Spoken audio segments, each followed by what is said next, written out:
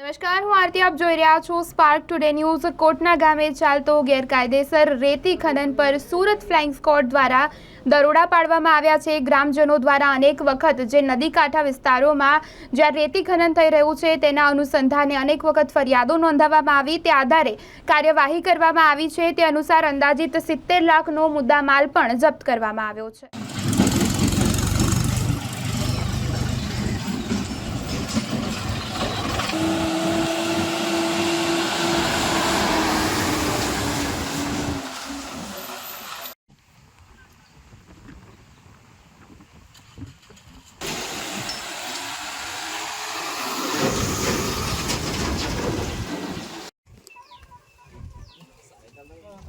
મોકલી આપો ડિટેલ